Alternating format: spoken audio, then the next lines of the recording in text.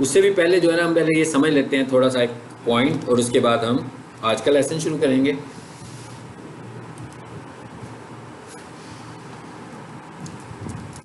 SEO versus SEM. SEO क्या चीज है? Search engine optimisation. और एसईएम क्या चीज है? Search engine marketing. एक ऑप्टिमाइजेशन है, एक मार्केटिंग है। एसईओ होती क्या है वैसे? मुख्तसरन हमने कुछ डिस्कस किया था ना, जरा मुझे थोड़ा सा एक्सप्लेन करें शाबाश। क्या होती है मतलब अगर हम वैसे देखें दिखने में कैसे पता लगता है भाई एसईओ है ये? क्या एसईओ से क्या फायदा हो रहा होता है, क्या नुकसान हो रहा होता है? कैसे पता लगेगा एसईओ हुई है? हाँ, किस तरह? पहले पेज पे किस तरह आएगी? कीवर्ड्स लिखने के। नहीं, मैं कोई भी बंदा, कोई क्लाइंट कुछ लिखेगा, कोई कीवर्ड लिखेगा, कोई सर्च क्यूरी लिखेगा, तो उसके अगेन जो वेबसाइट्स पहले पेज की पहली 3, 4, 5 पोजीशन में आ रही है, इसका मतलब है वो रैंक कर रही है। It is called SEO. इसे हम बोलते हैं सर्च इंजन ऑप्टिमाइजेशन। और एसईओ जो होती है वो नेचुरल होती है। नेचुरल का मतलब ऑर्गेनिक, ऑर्गेनिक का मतलब नेचुरल। इसका ये मतलब है कि हम पैसे देके ये काम नहीं करते। मतलब एसईओ के पैसे सिर्फ और सिर्फ एसईओ एक्सपर्ट को दिए जाएंगे जो एसईओ करेगा, लेकिन गूगल को पैसे देके हम ऐड नहीं लगाते। अगर हम गूगल को पैसे देके ऐड लगाना चाहते हैं, जो मैंने आपको दिखाया भी था, जिसको हम स्पॉन्सर्ड ऐड बोलते हैं, ठीक है, उसे हम बोलते हैं गूगल एड्स, या उसको हम बोलते हैं पीपीसी एड्स। जैसे हम कुछ लिखते हैं ना, तो उसके ऊपर पहले ऊपर इश्तिहार आता है जिस पे लिखा होता है स्पॉन्सर्ड। दिखाया था आपको मोबाइल से? मैंने दिखाया नहीं दिखाया हो? देखो,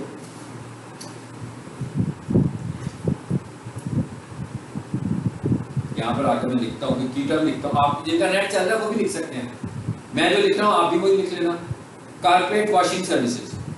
जिनका इंटरनेट चल रहा है गूगल पर आकर ये लिखें, तो फिर आपको जो नजर आएगा मैं आपको बता दूंगा। आपको जो नजर आ रहा है वो क्या है जी? आपको जो नजर आ रहा है सबसे ऊपर लिखा हुआ आ रहा होगा स्पॉन्सर्ड। आ रहा है? जो रिजल्ट पहले नंबर पर आ रहा है उसमें लिखा है स्पॉन्सर्ड। ये देखें, मेरे मोबाइल को देखें, जो रिजल्ट पहले नंबर पे लिखा हुआ है उसमें क्या लिखा हुआ है? प्लस को स्क्रॉल कीजिएगा।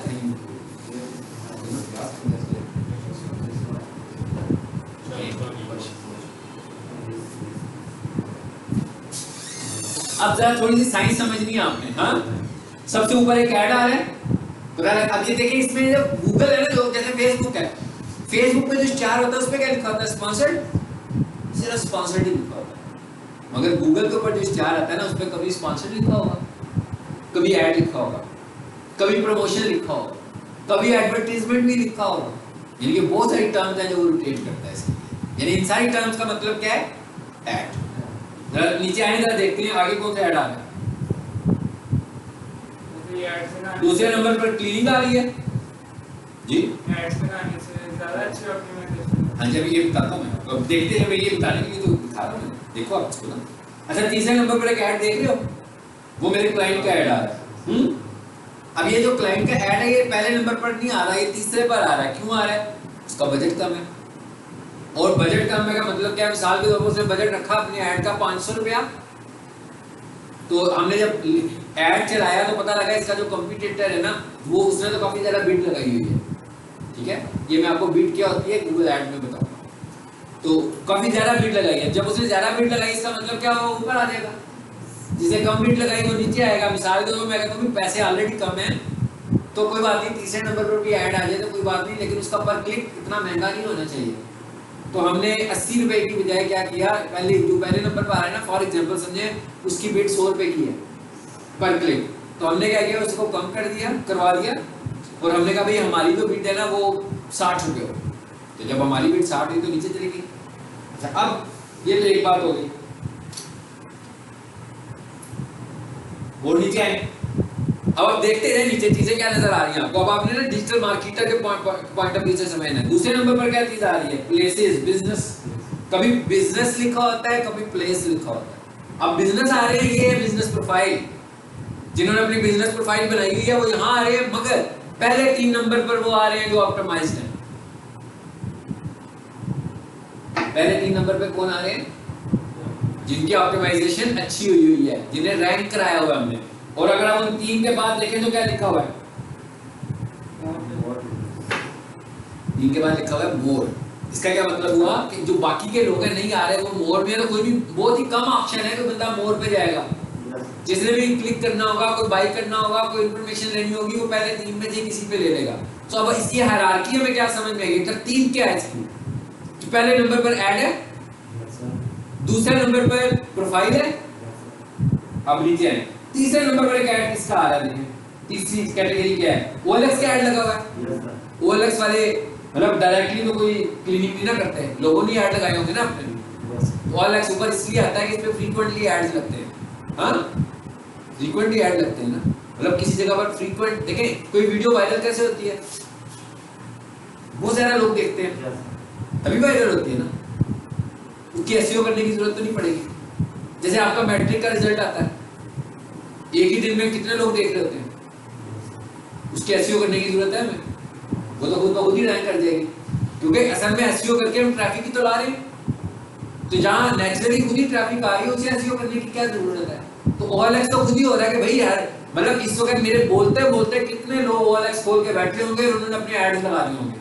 किसी ने गाड़ी बेचने के लिए लगाया होगा, किसी ने गाड़ी खरीदने के लिए लगाया होगा, किसी ने बाइक बेचने के लिए लगाया होगा, कोई अपना लैपटॉप सेल कर रहा होगा, मुख्तलिफ चीजें लोग सेल कर रहे होंगे। तो बहुत फ्रीक्वेंटली एड्स लग रहे हैं ना उस पर। तो ऐसी वेबसाइट जिन पर फ्रीक्वेंटली काम हो रहा होता है, और काम भी एक नहीं हो रहा, ये तो नहीं है कि सोफे का काम हो रहा है, हर गाड़ियां भी वहीं पे बिक रही हैं, मोटरसाइकिल भी वहीं पे बिक रही है, लैपटॉप भी, जो मर्जी बेच रहे हैं। इस वजह से आपने देखा OLX ऊपर आ गया। मतलब हम OLX का मुकाबला नहीं कर सकते एसईओ में, ये ध्यान में रखें, क्योंकि अगर हमारा कंपटीटर OLX बनेगा तो वो ऊपर आएगा। अच्छा, उसके बाद वो नीचे है। अब दूसरे नंबर पर एक साइट आई है, आइए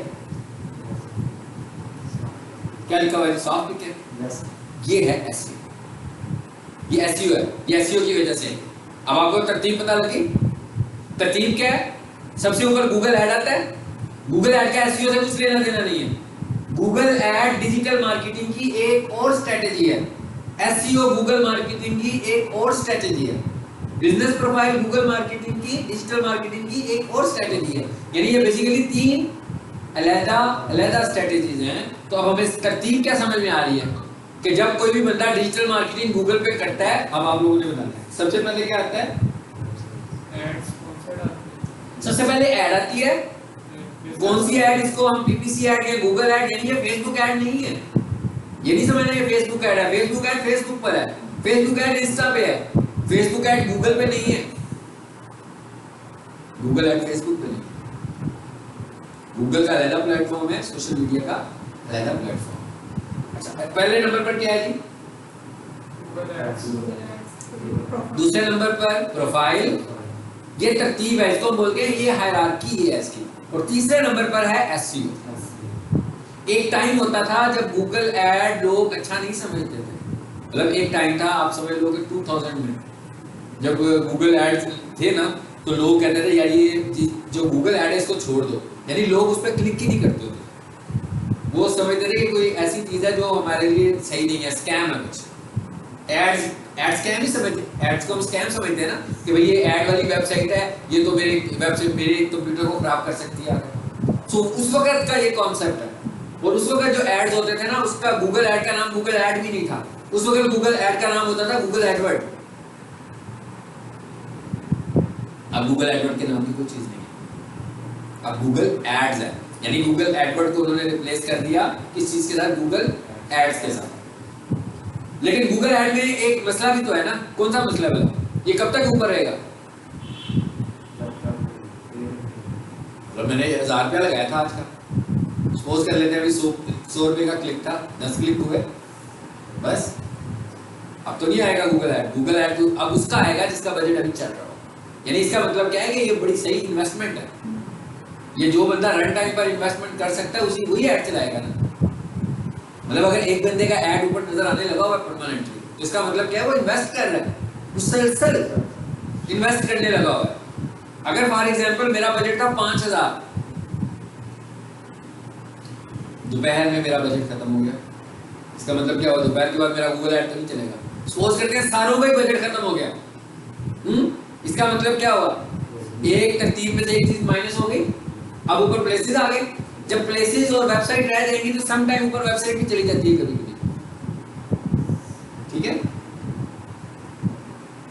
अब आगे एक तो मैंने आपको सबसे पहले डिफरेंस समझाना था, जो गूगल एड्स है is called search engine marketing. इसका मतलब क्या हुआ कि SEM पेड है और SEO अनपेड, यानी कि हम अनपेड नहीं बोलते बेसिकली, इसके लिए जो हम टर्म इस्तेमाल करते हैं वो कहते हैं ऑर्गेनिक। ऑर्गेनिक का क्या मतलब कि हम फैक्टर्स अप्लाई करेंगे, हम गूगल के फैक्टर्स।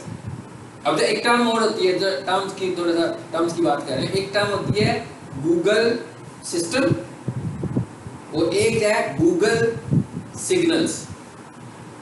एसईओ के सिग्नल्स के, यानी कि गूगल के कौन से सिग्नल्स हैं जो एसईओ के लिए अच्छे हैं, और एक है गूगल सिस्टम। गूगल सिस्टम क्या करता है, गूगल सिग्नल्स को पिक कर रहा होता है, गूगल का सिस्टम गूगल सिग्नल्स को पिक करता है। इसका मतलब क्या हुआ कि गूगल सिस्टम ने कुछ सिग्नल्स बनाए हुए हैं वेबसाइट को रैंक करने के लिए, और वो उनकी बेस पर किसी वेबसाइट को रैंक कराता है, ठीक है। अच्छा, उसके बाद एक और चीज है जो हमने बार बार इस्तेमाल करनी है, दैट इज क्राउलर। क्राउलर क्या चीज है भाई, हम कह रहे हैं ना वेबसाइट ऊपर आ रही है, नीचे जा रही है, एक ऊपर आ रही है, फिर 5वें नंबर पर है, कभी मेरी वेबसाइट 5वें पर चली जाती है, कभी मेरी वेबसाइट पहले नंबर पर आ जाती है, क्या मैं क्राउल कर रही है। तो सबसे पहले क्या करना है, गूगल का अपना एक सॉफ्टवेयर है जो चेक करने लगा हुआ है, पूरा एक सिस्टम है उसका जो चेक करता है कि कौन सी वेबसाइट्स हैं जो हमारे स्टैंडर्ड्स को पूरा करती हैं। ये चेक करने के लिए क्राउल करना, देखना जरूरी है ना उसका वेबसाइट को, फ्रीक्वेंटली देख रहा होगा। बिल्कुल ऐसे ही ना जैसे आप लोग सारे स्टूडेंट बैठ के आके 3 महीने के कोर्स में, सो मैंने इवैल्यूएशन आपकी करनी है, सो इवैल्यूएशन करने के लिए मैं क्या करूँगा, आप सबको ऑब्जर्व करूँगा रोजाना की बुनियादों पर। ये जो आपको मैं ऑब्जर्व कर रहा हूँ रोजाना, अब मिसाल के तौर पर आप में से एक स्टूडेंट 10 दिन आता है और 10 दिन के बाद वो एब्सेंट हो जाता है, इसका मतलब क्या हुआ, वो क्राउलिंग लिस्ट से निकल गया। वो तो क्राउल नहीं होगा, पहले 10 दिन तो हुआ है क्राउल, उसके बाद उसकी क्राउलिंग खत्म। अब जो बच गए स्टूडेंट हैं मैं उनको रोजाना की बेस पर क्राउल कर रहा हूँ। उसके बाद मैंने क्या किया, पहला एनालिसिस मैंने किया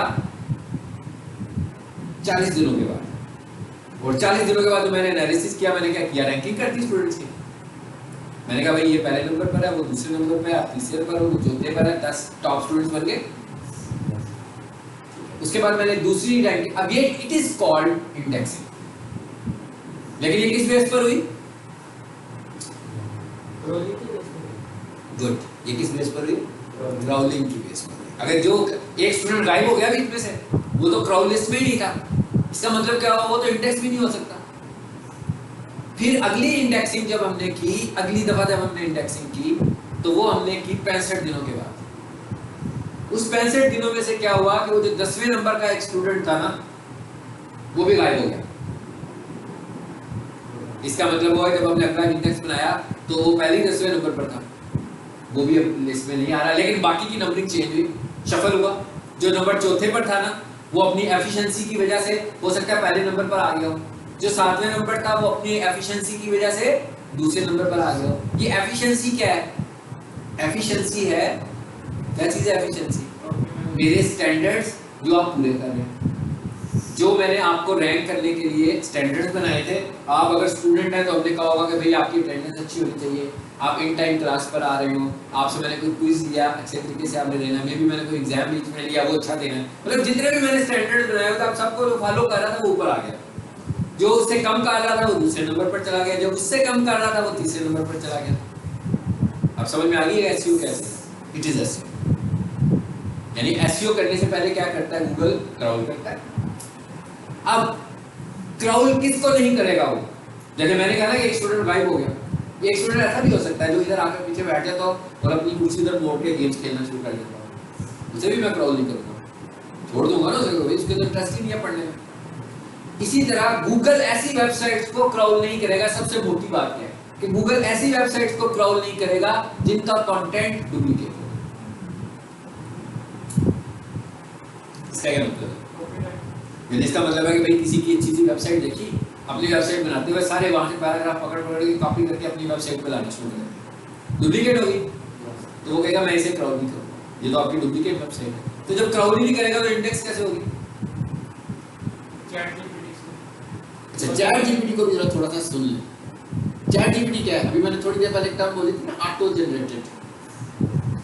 चल तो जाएगा, लेकिन चैट जीपीटी का कंटेंट अगर हम 100% की बात करें ना, तो वो भी तो ऑटो जनरेटेड कंटेंट है। हम उसे कहते हैं ना, लिख दो, आपने देखा ना, यू टिक टिक टिक टिक करके लिखना शुरू होता है, सब कुछ ऑटोमेटिक जनरेट हो रहा होता है। अब ये डुप्लीकेट में तो नहीं आएगा, ये डुप्लीकेट में नहीं आएगा, मगर ये स्पैमिंग में आएगा, स्पैम हो जाएगा ये। क्यों? क्योंकि ये भी ऑटो जनरेटेड टेक्स्ट है, मगर स्पैम की एक रेशियो है जो हम आगे जाके मैं आपको बताऊंगा कि भाई किस हद तक आप स्पैम कर सकते हो, उससे ज्यादा स्पैम नहीं होना चाहिए। एक परसेंटेज है, इतने परसेंट स्पैम हो जाए तो आपकी वेबसाइट हर्ट नहीं होगी, इससे ज्यादा स्पैम हो जाए तो आपकी वेबसाइट हर्ट होगी, यानी उसमें भी एक स्पैमिंग का फैक्टर मौजूद है। तो आप क्या करें कि उससे लिखवाने के बाद अपनी वोकैबुलरी चेंज करें, मतलब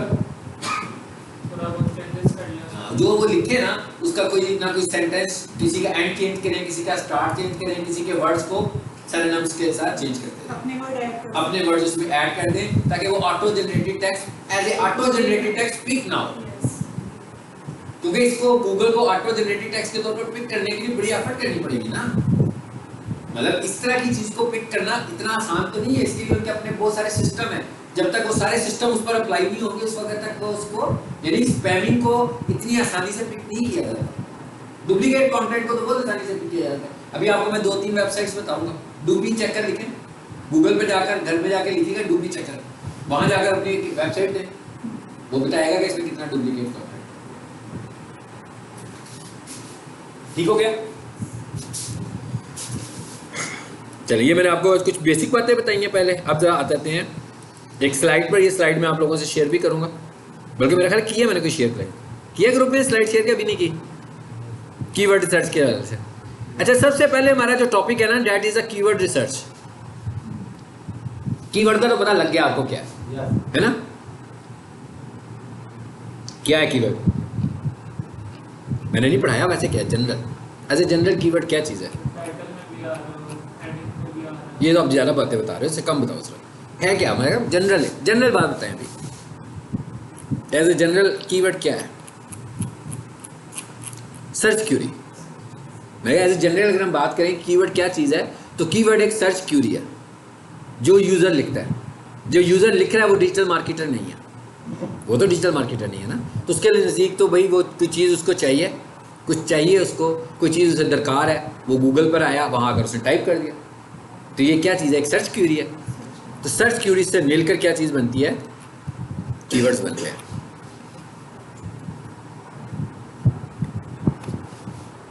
चलो भाई नीचे आ जाओ।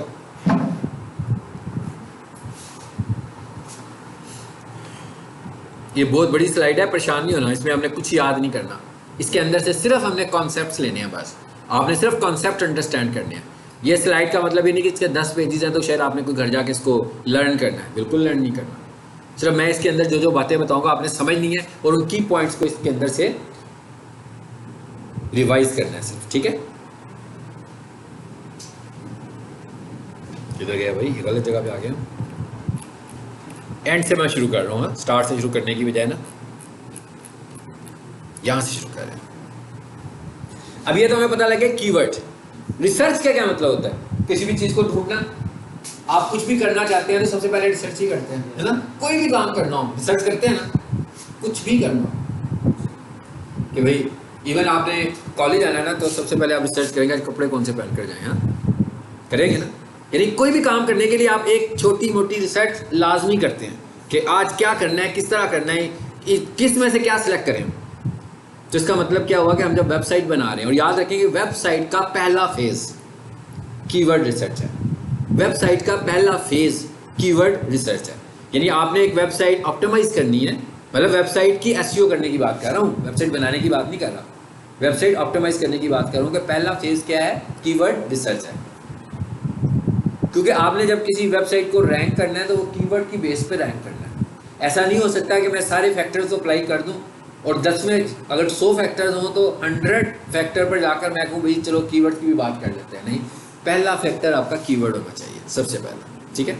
सो इसलिए हम यहाँ से बात शुरू करेंगे कीवर्ड रिसर्च, कीवर्ड्स ढूंढने, प्रोडक्ट्स के साथ किसके कीवर्ड्स ढूंढने हैं, अब ये मैटर करता है कि भाई जिस बंदे के लिए हम कीवर्ड्स ढूंढ रहे हैं उसका बिजनेस क्या है, क्या चीज़ें हैं जिनको हमने सामने रखना है कीवर्ड्स बनाने के लिए। नंबर 1 बिजनेस टाइप, कि भाई उसका बिजनेस क्या है, बिजनेस की टाइप क्या है, ये बहुत इंपॉर्टेंट बात है कि वो किस बिजनेस लाइन में है, पहले हमें ये पता लगाना है।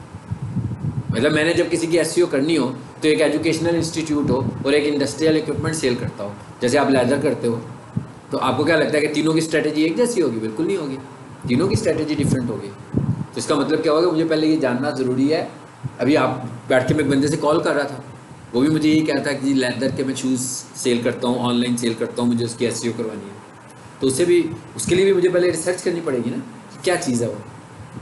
अच्छा, उसके बाद दूसरे नंबर पर क्या चीज़ है, product type, second hand cars. पहले तो पता लगे ना बिजनेस कैटेगरी क्या है, ट्रांसपोर्ट में आ गया वो, फिर उसने कहा भाई प्रोडक्ट क्या है, इसके बाद सेकंड हैंड कार्स को सेल करता है, ठीक है। अब हमें भी पता लग गया कि ट्रांसपोर्ट की उसकी बिजनेस है, सेकंड हैंड कार सेल करता है, नई कार सेल नहीं करता। इसका मतलब है कीवर्ड मैंने न्यू कार का नहीं लेना। लोकेशन, ये भी मैटर करता है।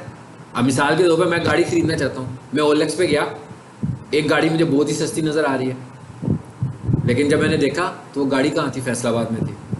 अब गाड़ी देखने के लिए तो मैं सिर्फ फैसलाबाद नहीं जाऊँगा, हाँ अगर वो गाड़ी लाहौर के किसी भी एरिया में होती तो मैं ये जाकर देखा था, और अगर मैं फैसलाबाद में रह रहा होता तो भी मैं देखा था।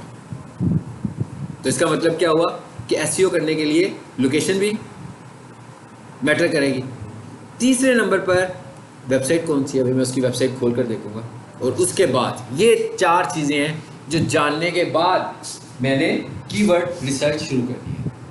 यानी कीवर्ड रिसर्च शुरू करने से पहले मुझे वेबसाइट का पता होना चाहिए, मुझे उसकी बिजनेस टाइप का पता होना चाहिए, मुझे उसकी प्रोडक्ट्स का भी पता होना चाहिए कि बिजनेस तो ये है, इसके बाद इसको सेल करने के लिए इसके पास चीज़ें कौन सी हैं, क्योंकि कीवर्ड तो उन चीज़ों को ही सेल करने का नाम है ना। और उसके बाद कहता है कि लोकेशन क्या होगी, किस एरिया में जाकर हमने ये सेल करनी है। मसलन मैं लाहौर में सेल करना चाहता हूँ, क्या मैं पूरे पाकिस्तान में सेल करना चाहता हूँ, क्या मैं पूरी दुनिया में सेल करना चाहता हूँ, ठीक है। मतलब ऐसे तो नहीं होगा ना कि एक ही कीवर्ड से मैं ये समझ रहा हूँ कि वो लाहौर में भी सेल करेगा, वो पाकिस्तान में भी सेल करेगा, वो इंडिया में भी सेल करेगा, वो कनाडा में भी सेल करेगा। फिर मुझे टारगेटिंग करनी पड़ेगी लोकेशन की भी, कि भाई मुझे कनाडा का कस्टमर भी चाहिए, तो मुझे कनाडा के फ्रेजेस को भी यूज़ करना पड़ेगा बीच में। अब आ जाते हैं ऊपर, यानी कि सबसे पहले हमें समझ में आ गया कि कीवर्ड प्रीरेक्विजिट्स क्या हैं। अब आ जाते हैं ऊपर, कीवर्ड्स क्या है जी हमारी सर्च क्यूरीज।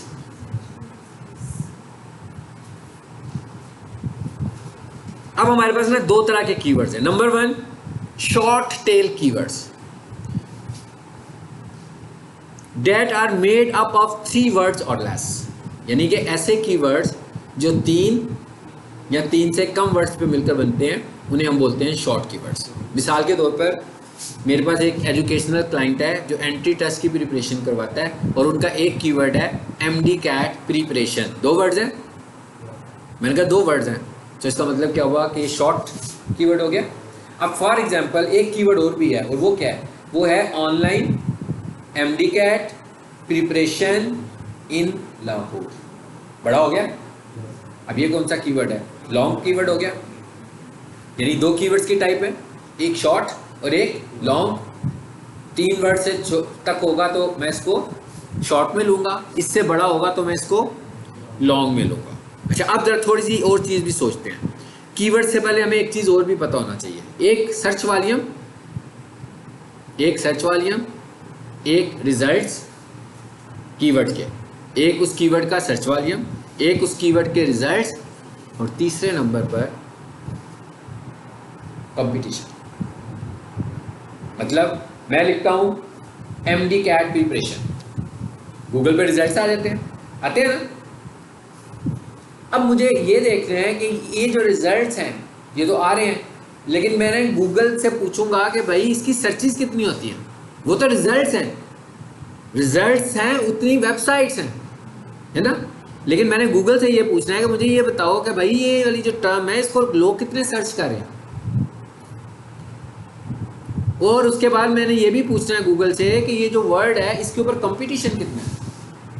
मतलब मैं ये कहता हूँ भाई चुबुर्जी से लेकर लोअर माल तक, ठीक है, 10 कंप्यूटर कॉलेज है, 5 कंप्यूटर शॉप्स हैं, और 3 हलीम की दुकानें। तो सबसे ज़्यादा कंपटीशन किस बिजनेस में है इस एरिया में? कंप्यूटर कॉलेजेस की तादाद ज़्यादा है, इसका मतलब क्या हुआ? कंपटीशन ज़्यादा है, बाकी का कंपटीशन कम है। समझ में आई? यानी कीवर्ड के लिए हमें 3 चीज़ें और कंसीडर करनी है, सर्च वॉल्यूम, सर्च रिजल्ट्स और कंपटीशन। अगर कंपटीशन ज़्यादा होगा तो मतलब मिसाल के तौर भाई कंप्यूटर कॉलेज खोलने लगूँ, मैंने भी बीच में आकर कहीं पर अपनी दुकान बना ली, कंप्यूटर कॉलेज खोल लिया, हाँ, तो इसका मतलब क्या हुआ? कंप्यूटर कॉलेज के लिए मुझे स्ट्रगल ज़्यादा करनी पड़ेगी ना, इतनी जल्दी मैं सर्वाइव नहीं कर पाऊंगा, नया बंदा इतनी जल्दी सर्वाइव नहीं कर पाएगा, क्योंकि ऑलरेडी सारी मार्केट तो पुराने कंप्यूटर कॉलेजेस ने कवर की हुई है। कुछ लोग पीक सोल्यूशन को जानते हैं, कुछ XYZ को जानते हैं, कोई ABC को जानता है, जो भी नाम है कॉलेजेस के, सारे लोग तो स्टूडेंट उधर जाने लगे हुए हैं। तो जो नया बंदा आएगा उसके लिए तो मार्केट कैप्चर करना ज़रा मुश्किल होगा। इसी तरह हम कह रहे हैं कि आपकी वेबसाइट में कंपटीशन बड़ा मिल रहा है आपको, यानी लोग रैंक हुए हैं ऑलरेडी, पहले 10 नंबर पर जो वेबसाइट्स आ रही हैं ना, सारी की सारी SEO ऑप्टिमाइज्ड वेबसाइट्स हैं। तो होता यह है कि पहली 5 क्रॉल करती रहती हैं, कभी कोई ऊपर आ जाता है, इसका मतलब क्या हुआ? इसका कंपटीशन ज़्यादा है, मुझे ये फाइंड करना है। अब हमारा फार्मूला क्या होता है? हमारा क्या फार्मूला है कि हम कैसे रैंक करेंगे? हम कहेंगे हाई सर्चेस ज़्यादा होनी चाहिए और कंपटीशन कम होना चाहिए। मतलब इसका मतलब ये भी नहीं है कि वो कंपटीशन चेक करते करते हम 1-2 पर तो नहीं जाएंगे ना, मतलब कंपटीशन चेक करते हुए हम 1-2 पे तो नहीं आएंगे, मतलब कंपटीशन बिजनेस के मुताबिक हमें चेक करना है। लेकिन फार्मूला क्या है कि बहुत सारी सर्चेस बहुत ज़्यादा सर्च हो रही हों और उसके अगेंस्ट उसका कंपटीशन कम हो। अगर हम ये कहेंगे बहुत ज़्यादा सर्चेस और बहुत ज़्यादा कंपटीशन, ये भी ठीक नहीं है। मतलब बहुत ज़्यादा सर्चेस और बहुत ज़्यादा कंपटीशन, ये भी ठीक नहीं है।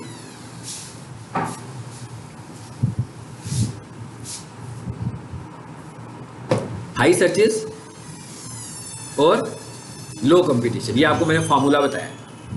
ये फार्मूले को हमने करना कैसे, ये हम आगे 1-2 लेसन में यही सीखना है। ये हमारा पहला टॉपिक है कीवर्ड रिसर्च का, ये लंबा टॉपिक है और यही सबसे इंपॉर्टेंट टॉपिक भी है टेक्निकली, जिसको आपने कहना है। और अगर आप किसी जगह पर SEO की जॉब करते हैं जाकर, तो सबसे पहले आपको कीवर्ड रिसर्च ही करनी है।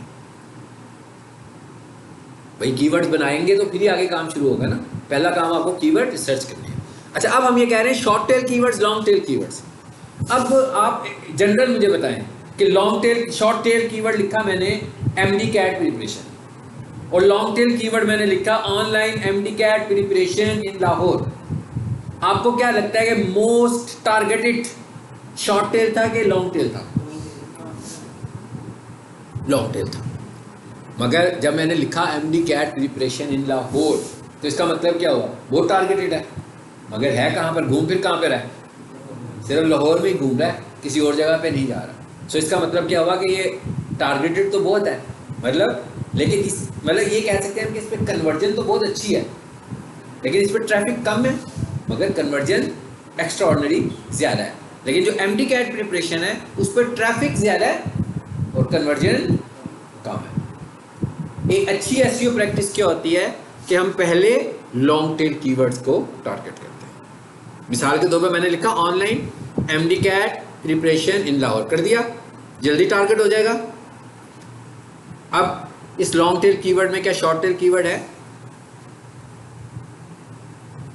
Online MD-CAT preparation. और मेरा शॉर्ट टेल कीवर्ड क्या था फिलहाल?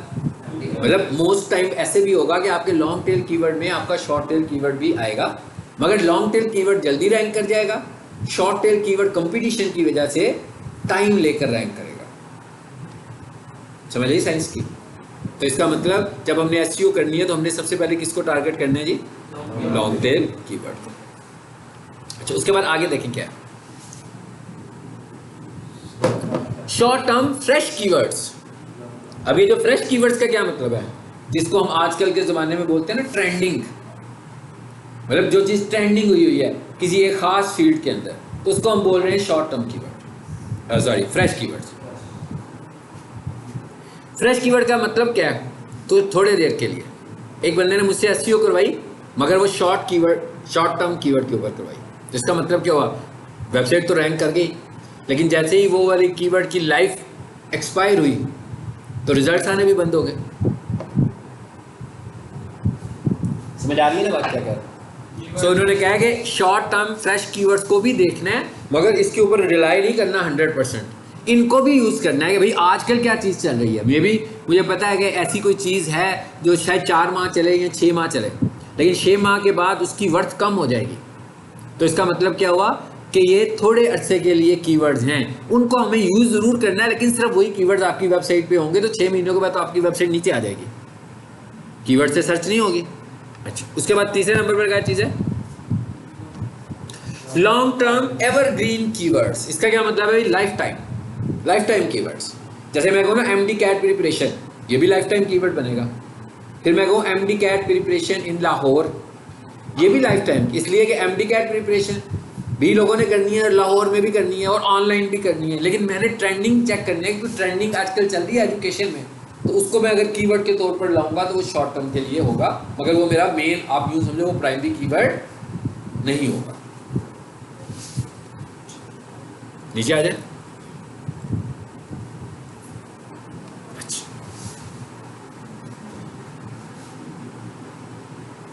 अच्छा, उसके बाद आगे क्या आ रहा है, प्रोडक्ट डिफाइनिंग कीवर्ड्स।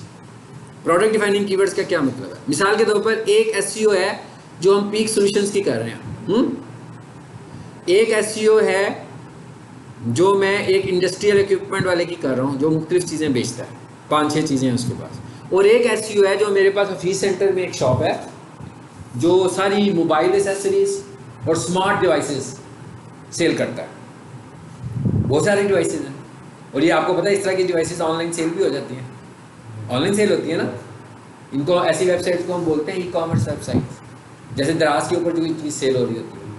लेकिन आप खुद भी अपनी मिसाल के तौर पर, जैसे आपके पास क्या है, शूज़ हैं, आपके पास शूज़ हैं, आप अपनी ई कॉमर्स की वेबसाइट बनाएं और उसके ऊपर सेल करें चीज़ें, आपको ऑनलाइन ऑर्डर आएंगे, वहीं पे ट्रांजैक्शन कंप्लीट हो जाएगा आपका, ठीक है। अब ये वाली साइट ई कॉमर्स है, लेकिन अगर आप ऐसी वेबसाइट नहीं बनाते हैं, बल्कि आप एक इन्फॉर्मेटिव वेबसाइट बनाते हैं जिसके अंदर आपके बिजनेस के मुतालिक इन्फॉर्मेशन दी हुई है, आपने साथ अपने प्रोडक्ट्स की तस्वीरें लगाई हुई हैं, उसके बाद आपने व्हाट्सएप का नंबर दिया हुआ है, मोबाइल नंबर दिया हुआ है, ईमेल दिया हुआ है कि भाई जिसने बाय करना है इधर हमसे रब्ता करें। इसका मतलब आप ऑनलाइन सेल नहीं कर रहे। ऑनलाइन सेल इस तरह तो हो रही है कि बंदा व्हाट्सएप पे ऑर्डर देगा फिर आप भेजोगे, लेकिन ऑनलाइन सेल बटन्स के थ्रू नहीं हो रही। यानी ऐसे नहीं है कि कोई भी बंदा आपकी साइट पर आए, प्रोडक्ट पे क्लिक करे, ऐड टू कार्ट करे, बाय करे, उसको मेल चली जाए कि जनाब आपने ऑर्डर प्लेस कर दिया, थैंक यू वेरी मच, ठीक है, इतने पैसे तैयार रखिएगा, 4 दिनों में आपके पास आपका ऑर्डर पहुंच जाएगा। ये है ई कॉमर्स। अब इसकी एसईओ, ई कॉमर्स साइट की एसईओ और एक इंफॉर्मेटिव वेबसाइट की एसईओ, इनमें भी फ़र्क है।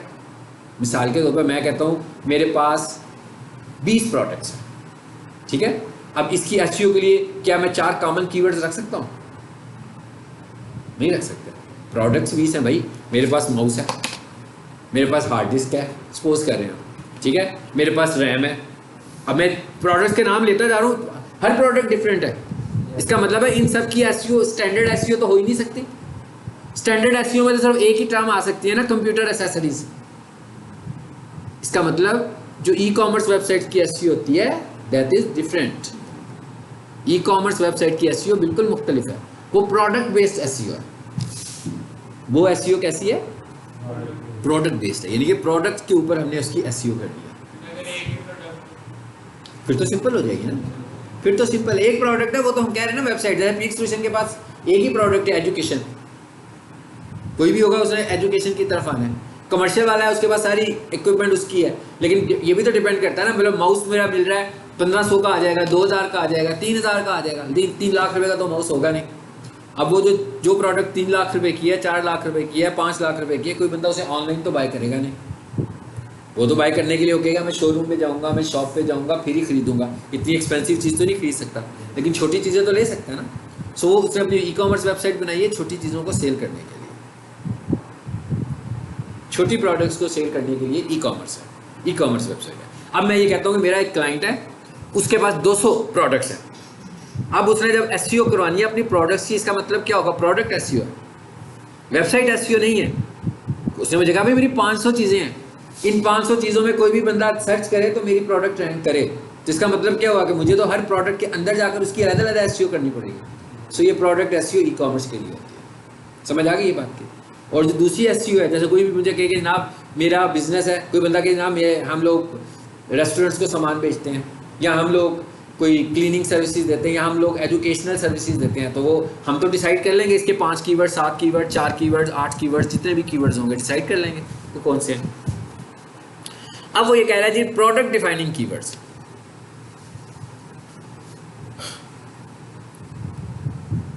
सबसे पहले जरा देखें प्रोडक्ट डिफाइनिंग कीवर्ड से पहले चलिए एलएसआई को छोड़ देते हैं।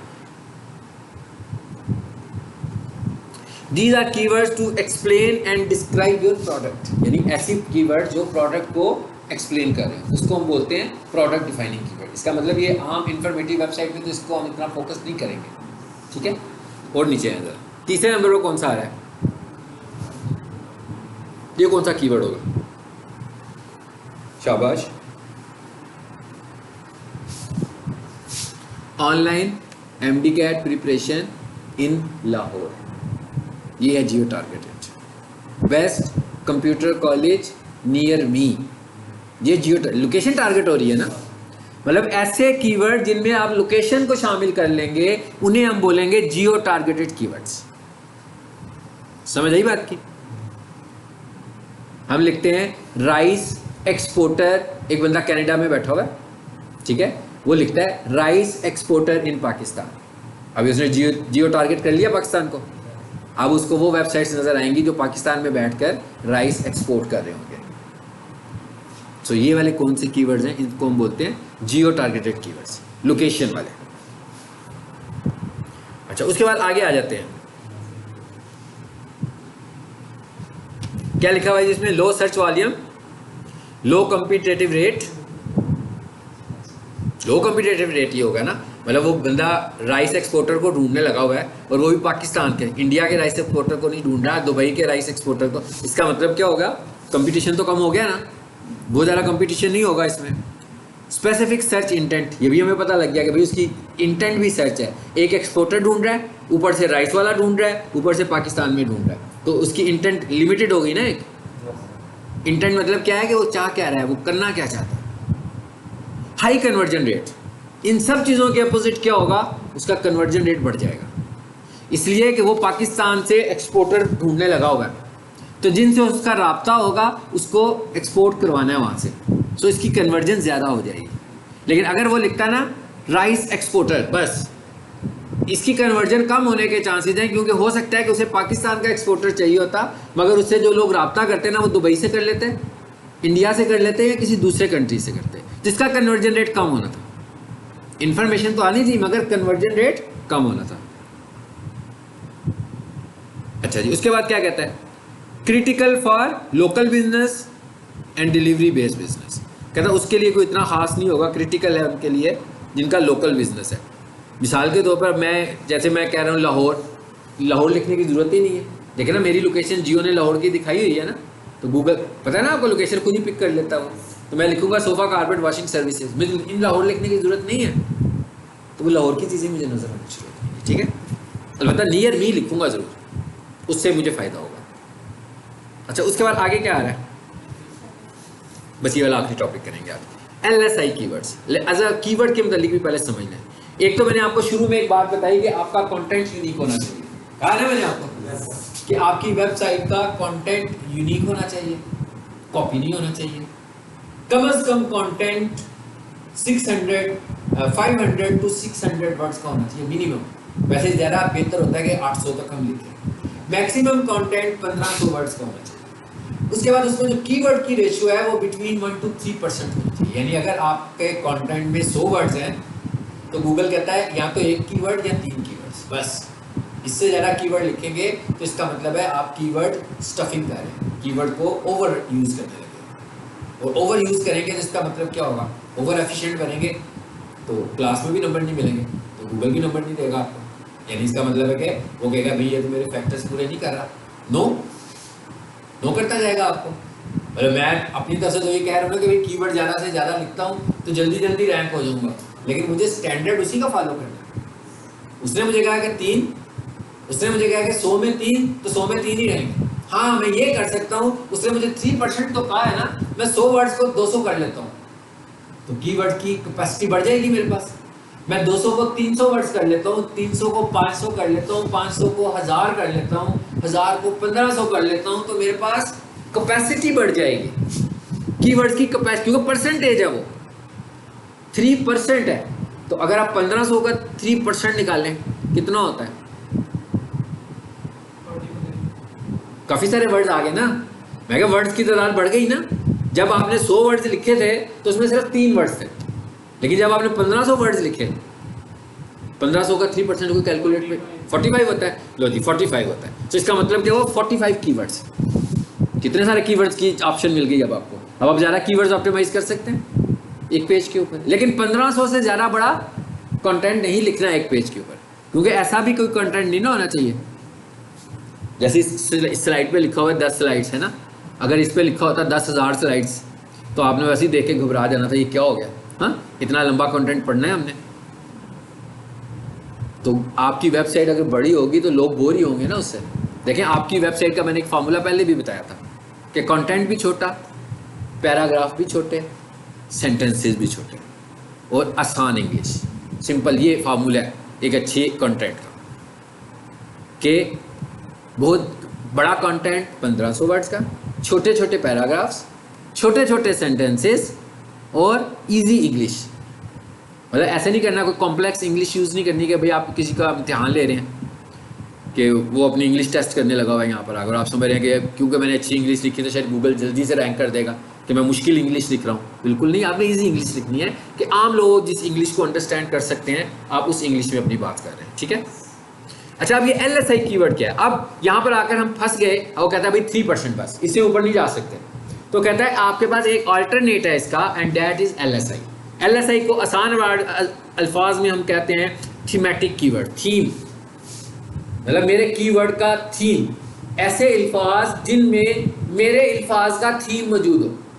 मतलब मैं ये कहूँ कि पीक सॉल्यूशंस वाले कहते हैं कंप्यूटर कोर्सेज इन लाहौर, हाँ, अब इसका थीम क्या है। इसका अगर मैं थीम निकालूँ ना तो इसका थीम ये बनता है कि फाउंडेशन कोर्स इन लाहौर, क्या ख्याल है, graphic diploma course in Lahore, digital marketing course in Lahore, ऐसी है। फिर पीक सॉल्यूशन वाले कहते हैं कोचिंग क्लासेस इन लाहौर। अब इसका थीम क्या है, matric coaching classes, science academy, commerce academy, FSC coaching classes, BA English, ये सब किसके थीम है ना। समझ आ रही है मेरी बात। यानी कि जहां पर आके आपकी 3% पूरी हो गई, वहां पर फिर आपने क्या करना है, थीम्स को यूज करना है। और एक और चीज याद रखें, गूगल का बिल्कुल नया स्टैंडर्ड है। वो क्या है, गूगल कहता है अब ये ना समझे कि बस आपने कुछ रिजर्व वर्ड्स इस्तेमाल कर लिए तो मैं आपकी वेबसाइट को रैंक कर दूंगा। क्योंकि रिजर्व वर्ड का तो मतलब बहुत ही रिजर्व वाली बात हो गई ना, बहुत ही उन अल्फाज ने ट्रिगर करना है तो वो गूगल उनको रिकग्नाइज करेगा, तभी ट्रिगर करेगा। उसने अब वो कहता है आपके कीवर्ड्स के अंदर यूजर्स की इंटेंट भी शामिल होनी चाहिए। यानी कि आपने अब ये भी ऑब्जर्व करना है कि कोई बंदा आपकी वेबसाइट पर आया हुआ है तो क्या उसकी इंटेंट के मुताबिक आपने कंटेंट लिखा हुआ है, यानी कि वो जो पढ़ना चाह रहा था कि आपका वो कंटेंट है। ये अब ये इंटेंट हो गई ना जो मैंने अभी बात की है। मैंने कहा भाई कंप्यूटर कोर्सेज इन लाहौर, तो अब लोगों की इंटेंट क्या है। एक बंदा जो है उसने तो डिजिटल मार्केटिंग का कोर्स भी नहीं करना, उसने कंप्यूटर कोर्स भी नहीं करना, उसने फाउंडेशन कोर्स करना है। तो इंटेंट मिल गई हमें उसकी इंटरेस्ट की चीज़ लिख दी। एक बंदे ने डिजिटल मार्केटिंग कोर्स करना है, उसकी इंटेंट भी मिल गई। वो कहते हैं इंटेंट को अब आप टारगेट करें, लोगों की इंटेंट को टारगेट करें, कीवर्ड्स भी लिखें मगर ज़्यादा फोकस करें लोगों की इंटेंट को टारगेट करें। इंटेंट का क्या मतलब है, उर्दू में कौन बताएगा कि भाई लोग चाहते क्या है, इंटेंट क्या है। ठीक है, जैसे मैं किसी स्टूडेंट की आज इंटेंट नहीं है क्लास पढ़ने की, लेकिन दिल कर रहा पढ़ने को, तो जो लोग वेबसाइट पर आ रहे हैं वो किस माइंडसेट के साथ वेबसाइट पे आ रहे हैं, चाहते क्या हैं, उसके ऊपर क्या उन्हें चाहिए। मतलब एक कीवर्ड बेसिकली मैं लिखता हूँ ऑनलाइन एमडी कैट प्रिपरेशन लिखा, इसका मतलब मेरी इंटेंट क्या थी। देखिए मेरी इंटेंट ये हो सकती है कि मैं ये जानना चाहता हूँ कि एमडी कैट के एग्जाम कब हो रहे हैं। मेरी इंटेंट ये भी हो सकती है कि मैं ये जानना चाहता हूँ कि लाहौर में अच्छा एमडी कैट का इंस्टीट्यूट कौन सा है। मेरी इंटेंट ये भी हो सकती है कि मैं देखना चाहता हूँ कि मुझे पास्ट पेपर्स चाहिए। इसका मतलब क्या हुआ कि जब मैंने ये कीवर्ड बनाया तो मुझे ये सारा कंटेंट अपना उसमें ऐड करना, फिर मेरा कीवर्ड रैंक करेगा आजकल के तारीख में, लेटेस्ट डेज में। बजाय इसके कि मतलब एक बंदे ने लिखा ना ऑनलाइन एमडी कैट प्रिपरेशन, उस पर एक बंदा कह रहा है वेरी गुड, आगे आप हमारी वेबसाइट पे, थैंक यू वेरी मच, बहुत शुक्रिया, ये एमडी कैट प्रिपरेशन, इस तरह का 4-5 वर्ड लिखे हमने। इसका मतलब क्या हुआ, वो बंदा तो बाउंस कर जाएगा। अब मैंने एक और टर्म इस्तेमाल की, बाउंस कर जाएगा, मतलब आपकी वेबसाइट पे आएगा, जैसे इधर कोई क्यूरी आती है और मैं कहता हूँ क्यूरीज आ रही हैं और बाउंस कर रही हैं, मतलब क्यूरीज कॉलेज के अंदर जैसे ही पहुंचे उनको मजा ना आए, इन्वायरमेंट देख के, मे बी इंफॉर्मेशन लेकर, मे बी इंफॉर्मेशन वाला रूम देख के, मे बी, और वो एकदम आए और चले जाए। इसका मतलब क्या हुआ, बाउंस रेट बहुत ज्यादा। लेकिन एक बंदा इन्फॉर्मेशन लेने आता है, वो जैसे ही अंदर दाखिल होता है उसको बाहर सिक्योरिटी गार्ड नजर आता है, उसको लगता है कि बड़ा इंस्टीट्यूट है। हाँ, उसके बाद आगे आता है तो उसको एक रिसेप्शन नजर आती है, उसे पता लगता है एक सेटअप है, एक हायरार्की है कोई। उसके बाद वो कहता है मुझे कोर्स करना है, वो कहते हैं हाँ जी वो हमारा एडमिशन ऑफिस है, आप उधर चले जाएं। उधर जाकर वो बैठते हैं, जाकर उसको और अच्छा फील करता है। उसके बाद वो डिस्काउंट मांगता है, तो वो एडमिशन ऑफिस वाले कहते हैं ठहरे आप बैठे, हम प्रिंसिपल से बात करते हैं। इसका मतलब क्या होगा, उसका बाउंस रेट कम हो रहा है कि नहीं हो रहा, वो मुतासिर होता जा रहा है ना आहिस्ता आहिस्ता। तो आपकी वेबसाइट पे आकर अगर वो बाउंस कर जाएगा, ठीक है, अगर आपकी वेबसाइट पे कोई आए और बाउंस करे, यानी आए और चला जाए, तो इसका मतलब क्या हुआ कि आपकी वेबसाइट पे वो कंटेंट नहीं है जो वो देखना चाहता था।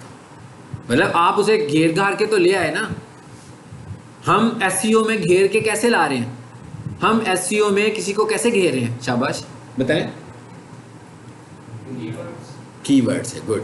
यानी कि हम उसे कीवर्ड से घेर रहे हैं ना। उसने गूगल पे कीवर्ड लिखा, हमने उस कीवर्ड को यूज किया, हमने उसे घेर लिया पूरा पूरा। या तो हम उसे गूगल ऐड से घेर रहे हैं या हम उसे कीवर्ड से घेर रहे हैं। अब गूगल ऐड पे अगर मैंने वेबसाइट लगाई है और वेबसाइट पे गूगल ऐड का कुछ है ही नहीं, यानी जिस ऐड पे उसने क्लिक किया था उसकी इंफॉर्मेशन ही नहीं है, उस ऐड का कोई फायदा है, वो क्लिक्स ही होते रहेंगे, कुछ नहीं होगा। लेकिन आपने गूगल ऐड के ऊपर कॉल बटन लगाया हुआ है, ठीक है, अब वो कॉल बटन पर जैसे ही दबाता है, एक बंदा वहां से बोलता है और उसको इन्फॉर्मेशन दे देता है, इसका मतलब कन्वर्जन होने के चांसेस हैं। इसी तरह जिस बंदे को आप एसईओ से घेर घार के लाए हो एक कीवर्ड की मदद से, उस कीवर्ड का थीम नहीं मिल रहा उसको सफ़े के ऊपर, यानी कि वो चीज़ें उसको नहीं मिल रही जो वो देखना चाह रहा था, तो इसका मतलब क्या, बाउंस करेगा और नेक्स्ट टाइम कभी भी आपकी वेबसाइट पे नहीं आएगा। ठीक हो गया, आपको समझ में? अभी इतनी सारी एग्जांपल बोली नहीं, कोई बताएगा मुझे, मैंने एलएसए की एग्जांपल दी है कि नहीं दिया, क्या दी है बोला? मैंने बोला, मैंने कहा भाई computer courses in Lahore keyword, फिर मैंने कहा फाउंडेशन कोर्स, फिर मैंने कहा डिजिटल मार्केटिंग। हाँ बिल्कुल, देखें ना, जो बंदा कहते हैं ना computer courses in Lahore keyword है, इसका मतलब क्या है कि कंप्यूटर कोर्स करने घर से आया था, असल में बाहर से उसने चौकीदार को कहा भाई कंप्यूटर कोर्सेज होते हैं, ठीक है, उसने कहा जी होते हैं, उसके बाद आप अंदर चले गए। लेकिन आप 4 बंदे जब अंदर गए ना कंप्यूटर कोर्स क्या कर, उनमें से किसी ने फाउंडेशन करना था, किसी ने वेब डेवलपमेंट करनी थी, किसी ने डिजिटल मार्केटिंग करनी थी, ठीक है। तो इसका मतलब है ये क्या है, ये सारे एलएसए को, यानी हमने क्या करना है कि कीवर्ड की जो इंटेंट बनती है ना, कीवर्ड का जो थीम है, उन अल्फाज को भी हमने बीच में लेकर आना। यानी कि गूगल अब ये भी देखने लगा, गूगल और भी बहुत सारे फैक्टर्स देखता है जो मैं अभी आपको साथ साथ सारे बताऊंगा। गूगल इवन आपके गूगल रिव्यूज देखता है कि भाई लोगों का एक्सपीरियंस कितना अच्छा है आपके साथ। मैं बार बार कह रहा हूँ ना 5 स्टार रिव्यू, तो ये हमें इस पर फोकस करना है। मतलब मैं कहता हूँ एक एजुकेशनल इंस्टीट्यूट है, मैं कभी बनाऊंगा 1 मिनट का एक क्लिप बनाऊंगा, शायद उस पर फेसबुक रील पे लगाऊंगा कि भाई एक एजुकेशनल इंस्टीट्यूट है, वो काम करने लगा हुआ है 1990 से, आज 2023 है। आज जब हम उसके गूगल रिव्यूज जाकर देखते हैं तो पता लगता है भाई उसके जो गूगल रिव्यूज है ना वो 150 हैं। क्या उसने 150 स्टूडेंट्स को पढ़ाया होगा इतने अरसे में? इसका क्या मतलब? इसका मतलब ये है कि वो डिजिटल प्रमोशन पर बिलीव नहीं करता। अब अगर फॉर एग्जांपल उसके गूगल रिव्यूज होते 50,000, कितना इंप्रेशन था ना? तो हमें इन चीज़ों पे देना। अब अगर किसी इंस्टीट्यूट के मिलेंगे 50,000 रिव्यूज और दूसरे इंस्टीट्यूट के मिल रहे होंगे 500 रिव्यूज, वेट किसका भारी होगा? 50,000 वाले का होगा। लेकिन हमें ये बात समझनी पड़ेगी, पहले बात हमें समझनी पड़ेगी कि इसकी इंपॉर्टेंस कितनी है। एक तो रिव्यूज की वजह से वो रैंक करेगी प्रोफाइल, उस रिव्यूज की वजह से उसकी वेबसाइट भी रैंक करेगी। यहां पर हम बात खत्म करते हैं और गूगल रिव्यूज